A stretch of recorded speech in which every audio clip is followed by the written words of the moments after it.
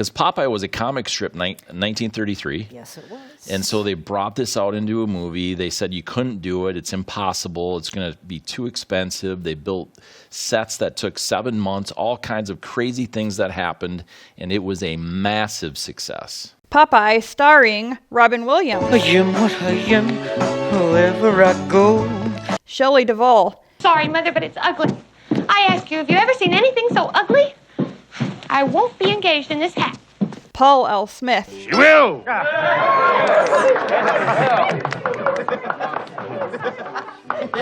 She...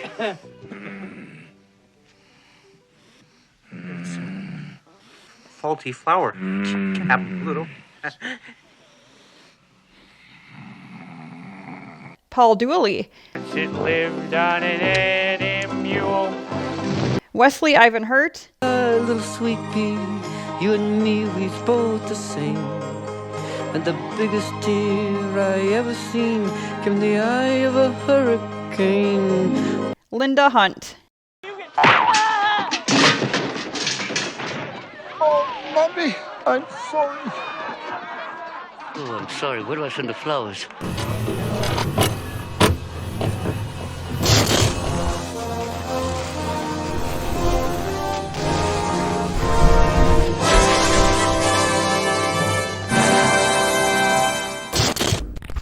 Yeah, I don't. Okay. Yeah, you know, it did. I mean, it made a boatload of money. With considering it had a $20 million budget.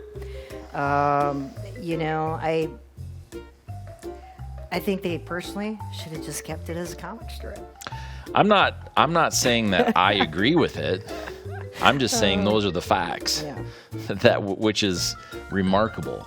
So there's things about this that I really enjoy. There's things about this that are like, are you kidding? You know, so I kind of compartmentalize things fairly well. And so I'm like, in the compartment of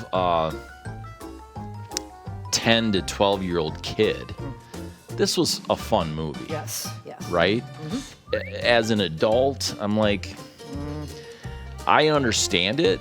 I understand, you know, there's a lot of value to a movie like this. There's a lot of value to Popeye. There's a lot of value to exploring what this could do, and successfully they did it, and all those kinds of things. So there's so many things that are like, how do you judge it? Like, which is kind of what we don't specifically judge it. We more talk about it and some of those things, but you still kind of judge it, right? You do. Like, would I watch it again?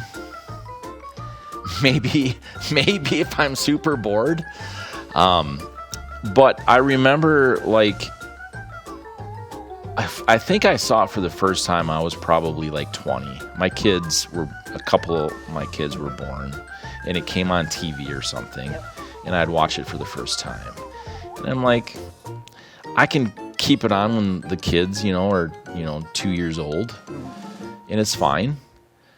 But otherwise, it wasn't super, like, entertaining. It wasn't. It was interesting to see those characters on the live screen and real people, but they didn't sell it for me.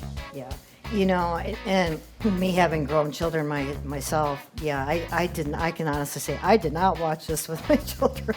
Well, I think your kids are younger than mine. They're 24 and 21. So yeah. So my youngest is that age. Yeah. Yeah. So I mean, sure. But I remember, I do remember when this came out. Was it something that I would go to the movie theater for? Absolutely right. not, and I did not. Yeah. But yes, when it came back out on TV as a made for one of those weekend movies. Yeah. Or whatever, Exactly. On American Movie Classics or whatever. Yeah, I have seen it. What I did. The storylines, I've always loved the storyline of Popeye, growing up as a kid, I remember reading the comics, I love the fact that, Popeye's going to find his dad, which I think Ray Walston did a great job playing the crotchety old man again. Yeah. And then, of course. He was born in 1914. That's That is and wild. So in 1980, think of how old he was. Like, yeah, you know. So he didn't even have to act. He didn't have to act. He could just be himself, which was fantastic, But I do think that,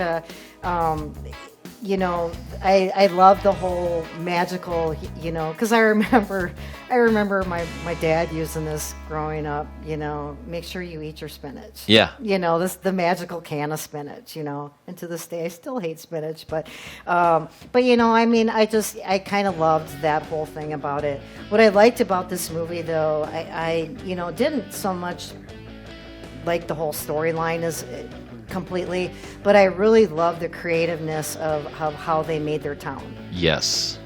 Sweethaven, and all the work that went into this. Now, from the research that I did, this was done in the Mediterranean in Malta. Yeah, it was Malta, yeah. Yeah, and, it's still there. And and not only that, how much that they had to spend to put the breakaway up so that it wouldn't flood. Right. But I really loved the whole creative part of the whole town itself. That was exciting. I really enjoyed and you don't get that anymore. You don't. That's one of the value pieces for me. Like I mentioned earlier, there's value to that. It looks real. It feels real. Yep. The actors don't have to then really imagine the green screen weird places. Because it's there. It's there. Exactly. And that is the beauty of it. I do think that the characters were perfect. Shelley Duvall playing Olive Oyl, which she also said she got called Olive Oyl growing up. As a kid, yeah. So, how weird is that? And she comes off of the role in The Shining. Stanley Kubrick, famously is an a-hole. Treated her like garbage and all these other things.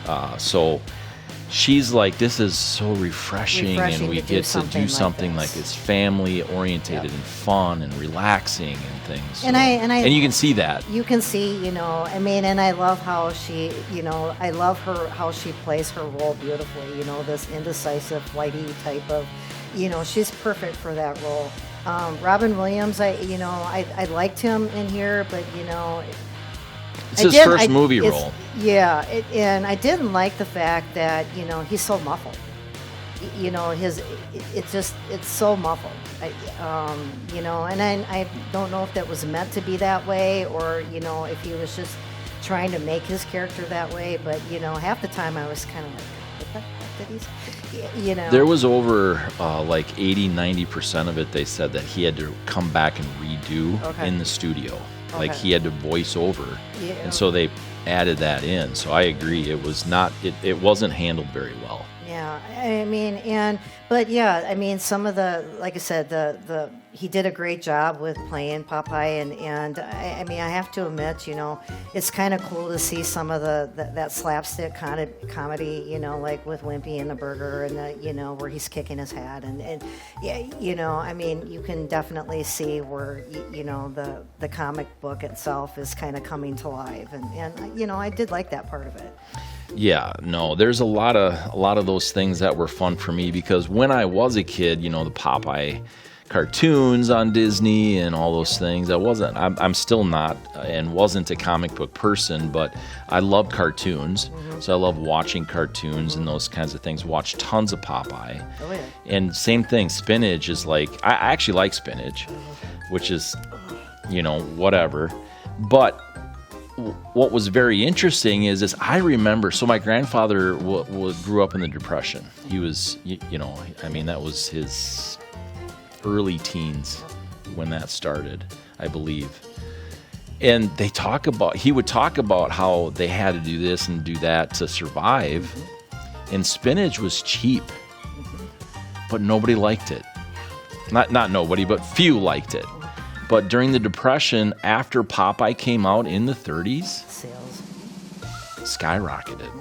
Yep. Crazy how you just think about that. Ingenious to sell it. It's a great way to sell it. Yeah, I'm thinking, okay, we've got these tumblers that I'm pushing, not on the podcast, but I make them. It's a beautiful tumbler. Come on. Thank you. Well, thank you. But my point is like,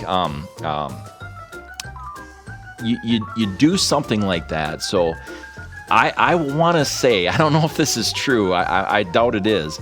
But I want to say somebody that had a lot of spinach came up with Popeye.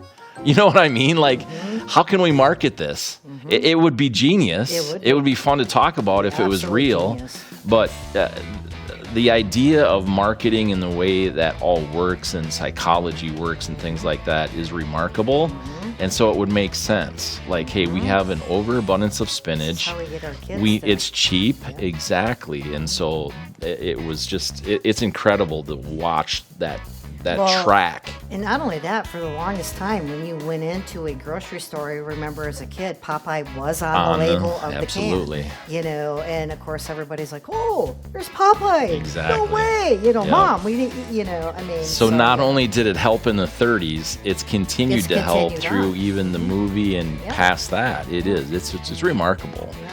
But you talked about the city. It's really cool because back in those days, they didn't have CGI. They didn't have really good ways to do much of anything. So they actually sunk real ships.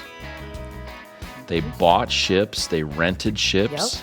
Yep. And they sunk them. Yeah, isn't that incredible? It is incredible. You That think is about that. what they Like, did to make, you know, and you got it, and that's where I admire movie making of that time. yes. You know, because that doesn't happen now. No. You know, like for instance, you know, some of the Titanic stuff, you know, they've got the, you know, where you've got this ship full of water and you've got a homemade boat made into, you know, and then the green screen is giving it credence and whatnot. But this is an actual town, Yep. you know, that was built specifically for this. And I think that's what I fell in love with about the movie. That's what I enjoyed the most, you know. Really wasn't paying attention to being what was said on the movie. I was too busy looking at all the There's a little lot of detail. details in this town. I mean, and how cool is that? You know, and what I loved about it too is, and I was doing it, is that the extras were actually from the European circus. Yeah. And I thought that was kind of cool, you know, bringing in local whatever to help make this. And you know, and I think the extras like make your film. You need for to have sure. them. You Yeah. know, and another thing, on a funny note, I really kind of giggled hard when I read this, but the producer was actually busted for trying to buy cocaine. Yes. I was like, oh my God. So I was like, oh my, even back then. Right. I was like, what? I know. I was like, and then another thing I really love too, you know, because I did not know this about her, and I really admire is Shelley Duvall sang her own songs. Yeah.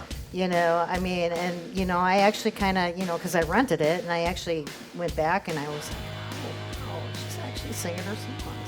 You know, because music is huge for me, and I was like, you know, you gotta admire somebody that can take that risk and do that. So. Absolutely. And there's a lot of firsts in this. Shit is the first Disney film that ever had that swear word or any swear word in it in 1980. Yeah. And so, but you look at Disney nowadays, Yeah, now and it's like whatever. Wait a minute. That's pretty tame. That's super tame. Yeah. So And you're it's right, kind the of funny. the first actor, you know, for Robin Williams, and you know these, and you gotta love movies that actually launch careers. Yeah. And I think Paul Smith did a great job, you know, playing Boodle. Yeah. You know, just this kind of big, you know, I mean, I really do think that he did a good job. And one of my all-time favorite actresses, I mean, because I loved her in NCIS Los Angeles, was Linda Hunt. Sure. And, you know, and she Yeah. was also in Dune. Yes. So, you know, I was like, no way, you know, so I was really excited. I mean, because I've always liked her just because she's a little person. Yeah, you know? yeah, she's great. And she's great. I Yeah, love her. absolutely. And you look at like Richard Lerbatini, however you say that. I'm terrible with names. Everybody knows it. He went on to do all kinds of stuff. You know, lifelong career. It's just really fun. Bill Irwin, obviously, he did a lot of different things. Yep. You know, and it is. It's they just all, so fun to see, Yeah. you know, but it's so fun to see, like I said, to see how far, you know, you can launch something. And I do have to admire, you know, Robin Williams for, you know, taking on a role like this. Yeah. You know, I mean, because he was a stand-up comic. Yes. You know? And then, you know, to even take that buffoonery to the screen is, you know. But like I was saying earlier, you know, I was a big fan of Robin Williams, but I really liked his more serious stuff. Yeah. You know, Good Will Hunting and things like that. But, you know, because I really think that then, you know, he really broadened himself out as an actor. He did. I think he was still stuck in that comedic role. Like, obviously, he was really good at it. Yeah. I mean, he was a stand-up comic. That's where his roots were. Obviously, that's where you're going to grow. That's where you're going to go. And, but I agree. He did some really good things there. Especially, you go from Popeye and then you go to a movie like Good Will Hunting, we're uber serious. Yeah, you know? and Dead Poet Society Dead wasn't, Poets, I loved him you know, in there. yeah. Oh, my So goodness.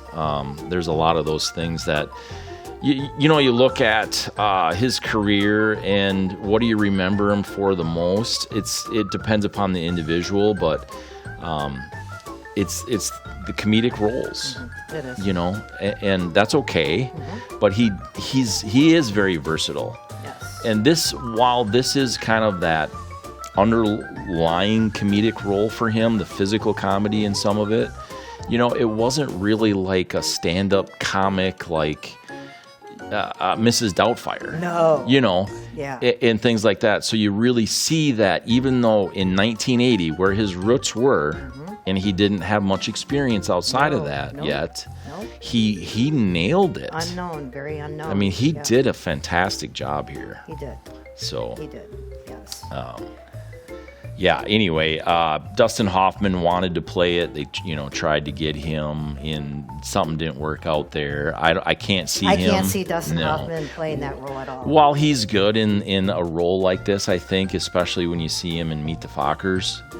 You know, well, you see. and he was pretty good in Tootsie too. Yeah, and So, you know, I mean. yeah, what was that in the mid '80s? Yeah, I was more towards. I thought it was more towards getting towards the '90s, but It maybe was. you Yeah, know, I don't. But for him remember, to but do that, you know, I mean, I think that you're right. Robin Williams is always going to be known more for his, you know, the whole comedy.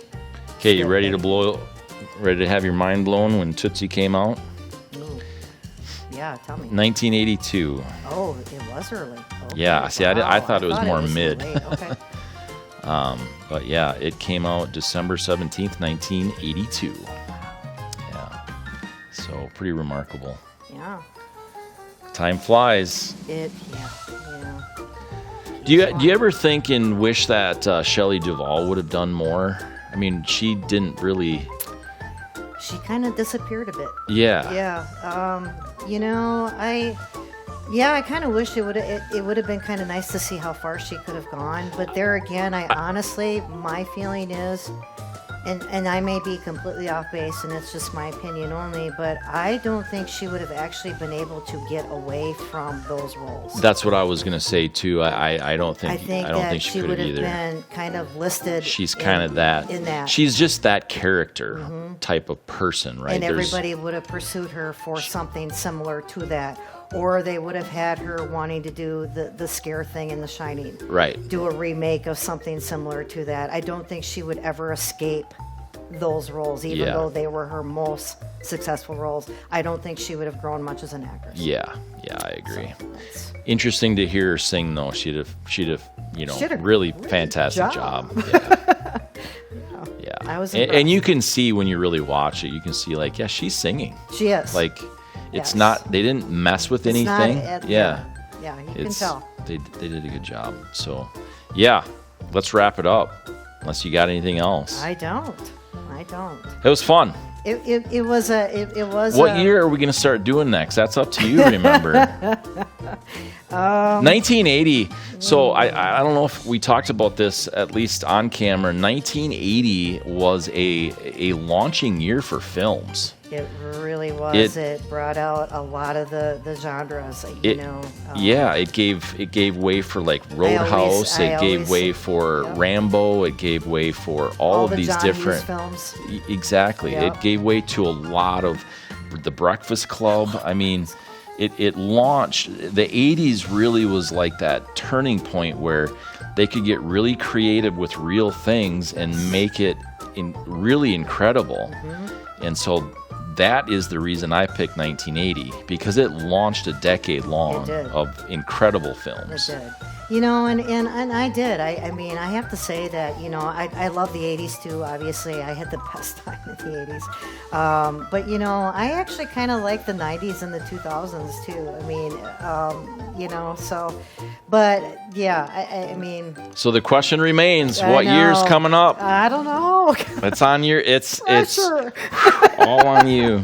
Pressure. So, but yeah, would I watch this movie again? No. Was it okay to, you know?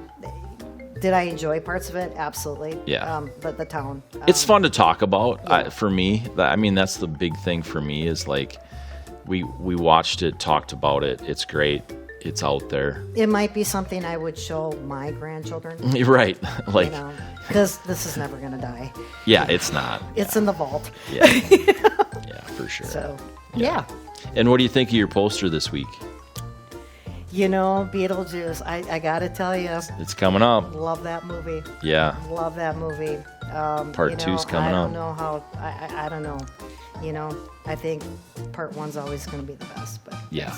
that's how At least they've got the same people coming back. Yes. That's huge. That is for kind of me, huge so. to get that whole cast. That's pretty huge. Yeah, absolutely. And they're not dead. Yeah. And the Popeye, I mean, there's a lot of dead people in There the are a Popeye. lot of dead people. Some of them were a little older, of course, but even still, some of the weird things. Robin Williams, obviously, but Gone too soon. yeah. So it's just it's interesting. And it goes to show you that, you know, sometimes some of the most happiest people can be some of the most saddest. Well, I think in my experience personally with people, the people that try to portray that all the time are the people that you need to really keep an eye on. And you People need to are not, you know, right. like I They're always say. trying to be the center of attention, the jokester, you And know. honestly, we all can't be one of the bright and happy, shiny people. Right. We just can't. Yeah. It's just, you know, you gotta be okay with not being okay. You can't make a joke of everything, No. right? Like Nope. it's just not normal. It's not normal. So at any rate, tell us what you think. You got to let us know in the comments or send us an email, legitq@maddysmoviemix.com.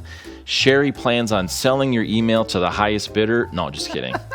The reason for the email, just to be completely transparent, is so that we're not going to send you a bunch of stuff. It's that if you really have a serious comment you want us, or suggestion, or snide remark even, we're going to see it. I'm going to see it, and then I'll tell Sherry about it at least. So that's kind of what the big difference is here. So make sure that you send us a comment or that email, and we will see you next time where we are talking about Urban Cowboy. Yeah. Your pick. Yeah. Stay tuned. See ya.